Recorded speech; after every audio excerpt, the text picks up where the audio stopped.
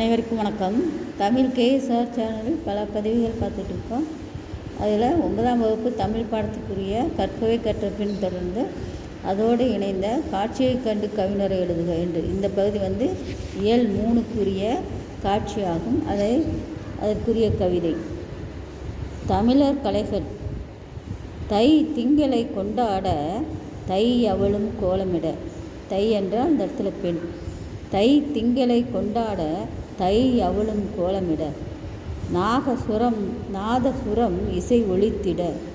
நாதசுரம் இசை ஒலித்திட நாட்டிய மங்கை நடனமாட. நாகசுரம் இருக்கு. நாதசுரம் இசை ஒலித்திட நாட்டிய மங்கை நடனமாட. ஆணிரை எல்லாம் அசைந்து ஆட. ஆணிரை எல்லாம் அசைந்தாட ஆண்களெல்லாம் ஆனந்தப்பட.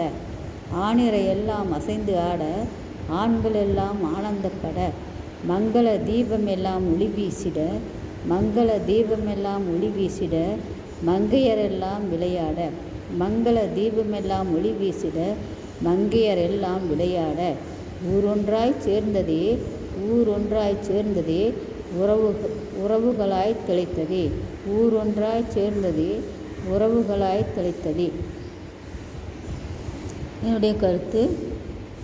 ஒவ்வொரு கருத்துக்காக 5 கருத்துக்கள் கொடுத்துருக்கு.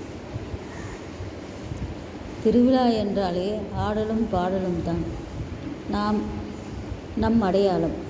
பசுவை தெய்வமாக வழிபடும் வழக்கம் நம் பண்பாட்டை பறைசாற்றுகிறது. விடியலில் எழுந்து கோலம் போடுவதும் வாசலில் விளக்கேற்றி வைப்பதும் நம் முன்னோர்கள் காட்டிய வழி.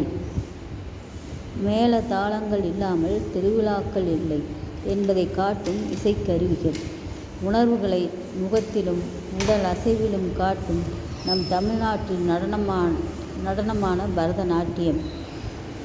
நாதசுர இசை இசைக்க தப்பாட்ட கலைஞர்கள் தப்பாட்டமாட திருவிழா கோலாகலமாக்கப்படுகிறது என்று விழாவினுடைய சிறப்பை இந்த காட்சியை பார்த்து சொல்லப்படுகின்ற செய்தி. நன்றி, வணக்கம்.